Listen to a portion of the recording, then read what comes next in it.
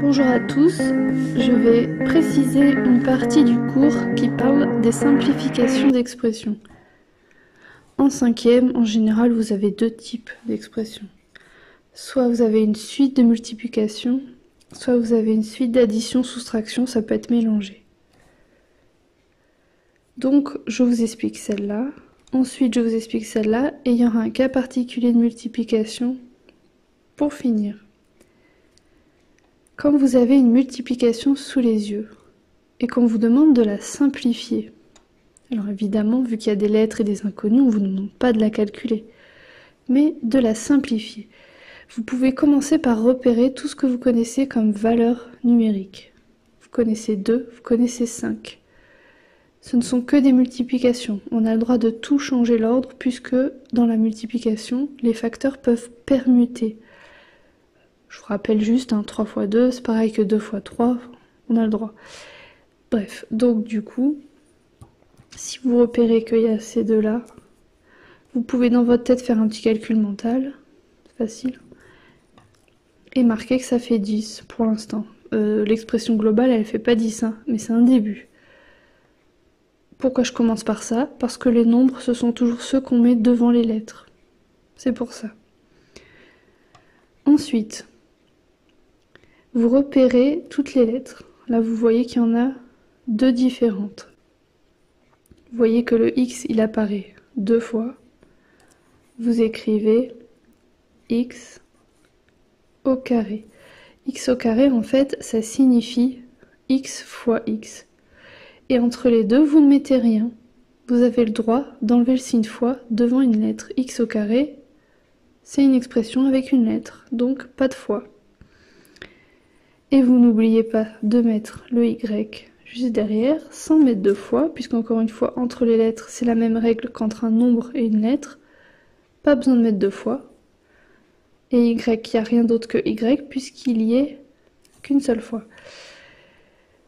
Ça peut vous paraître très réduit, mais n'empêche que cette expression, on la comprend bien. Et si vous avez un doute quand même, vous pouvez toujours vous dire, à l'envers, si on vous donne cette expression-là et qu'on vous demande de la calculer pour une valeur de X et de Y précise, vous pouvez toujours donc vous rappeler que c'est 10 fois X au carré fois Y. Ça ne change pas dans un sens ou dans un autre, si vous avez un doute. La seule opération qu'on a le droit d'enlever dans l'expression littérale, c'est le fois.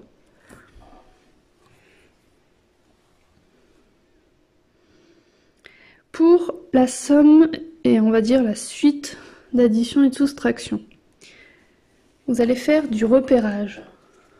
C'est une méthode assez facile si vous la considérez comme étant très visuelle. Vous prenez n'importe quel surligneur et vous surlignez le premier terme que vous voyez.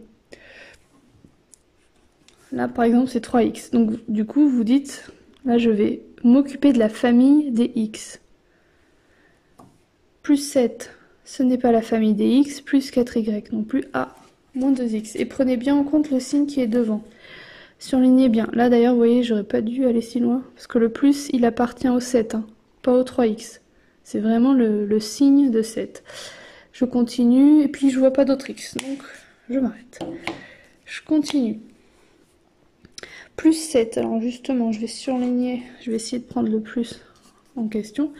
Plus 7, c'est un nombre qu'on appelle une constante qui n'a pas de lettres. Donc il faut que je surligne tout ce qui n'a pas de lettres. Voilà. Et pour finir, comme j'ai pas d'autres surligneurs, je vais entourer tous les Y. Et là, je vois qu'il y en a deux termes en Y qui comprennent un Y. Une fois que vous avez fait ce repérage-là, vous réécrivez dans l'ordre des couleurs. Et vous privilégiez les lettres avant. Et vous irez plus loin l'année prochaine si vous avez même des Y au carré ou des X au carré, c'est ce que vous mettrez encore avant. En fait, on fait vraiment dans l'ordre de la taille, on va dire oui, des expressions. D'abord les X au carré, ensuite les X et ensuite les constantes. Ou les riens, des fois je les appelle comme ça, les riens. Donc j'en étais à plus 4y plus 5y. Je réécris tout ce qui est en jaune puisqu'il n'y a plus de noir. J'oublie pas le signe de devant. Hein. Alors après, soit je réutilise mes couleurs rose, noir, jaune, soit je fais des paquets, je souligne comme ça, par famille, comme vous voulez, peu importe. Et je calcule comme si c'était des patates, des pommes, enfin n'importe. Hein. 3 pommes moins 2 pommes, ça fait une pomme, un X. Plus 4 tomates plus 5 tomates, c'est comme si je prenais 9 tomates en plus. Et là, bah, c'est facile, hein, 7 plus 5, 12, 12 moins 2, 10, plus 10.